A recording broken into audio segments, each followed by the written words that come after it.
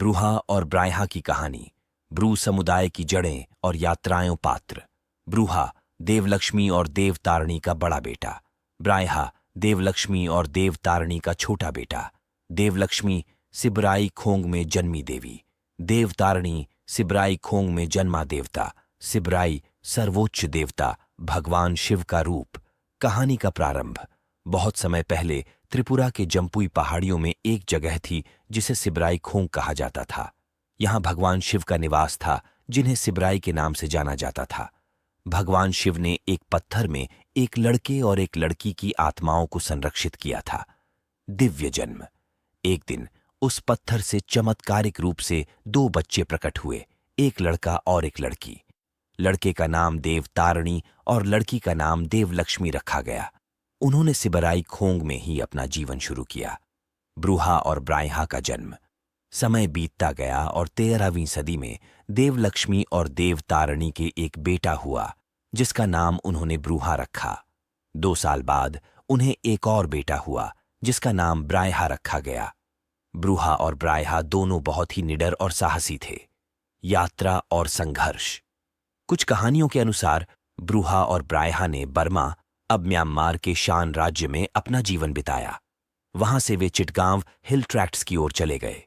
यह यात्रा कठिन थी और ब्रायहा का समूह आगे निकल गया, जबकि ब्रूहा का समूह पीछे रह गया।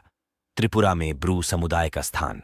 यद्यपि इन कहानियों में विभिन्नता है, एक बात स्पष्ट है कि ब्रू समुदाय ने त्रिपुरा में एक महत्वपूर्ण भूमिका निभाई। 13वीं सदी से ब्रू या रियांग समुदाय के कई सदस्य त्रिपुरा के राजाओं की सेनाओं में महत्वपूर्ण स्थानों पर थे।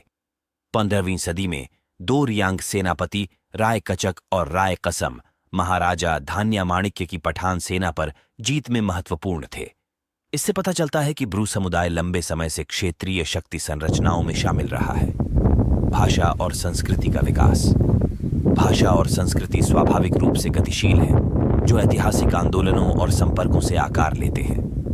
ब्रू भाषा अन्य भाषाओं की तरह पीढ़ियों के माध्यम से विकसित हुई है, जो भौगोलिक प्रवासों और अन्य संस्कृतियों के संपर्क से प्रभावित हुई है। यह भाषाई विविधीकरण मानव इतिहास का एक प्राकृतिक परिणाम है और इसे विभाजन का आधार नहीं बनाना चाहिए। निष्कर्ष। विविधता में एकता का महत्व। ब्रूहा और ब्रायहा की कहानी, चाहे इसे मिथकीय या ऐतिहासिक दृष्टिकोण से देखा जाए, क्षेत्र में ब्रू समुदाय की गहरी जड़ें और निरंतर उपस्थिति को दर्शाती है। आंतरिक बनाम बाहरी के विभाजनकारी आख्यानों पर ध्यान केंद्रित करने के बजाय ब्रू लोगों के योगदान और ऐतिहासिक महत्व को पहचानना महत्वपूर्ण है। ब्रू समुदाय की यात्रा मानव सहनशीलता और अनुकूलन का एक प्रमाण है। उनकी प्रवासन, सांस्कृतिक एकीकरण और सैन्य वीरता की कहानी मिथक, इतिहास और पहचान के जटिल मेल का प्रतीक है। इस समृद्ध विरासत पर विचार करते हुए हमें अपनी साझा इतिहास की विविध सांस्कृतिक टेपेस्ट्री को समझने और सम्मान करने से आने वाली एकता को अपनाना चाहिए। अंत। इस प्रकार ब्रूहा और ब्रायहा की कहानी न केवल ब्रू समुदाय की जड़ों और उनकी ऐतिहासिक यात्राओं को बताती है, बल्कि यह भी सिखाती है कि विविधता में एकता ही हमारी सच्ची शक्ति है।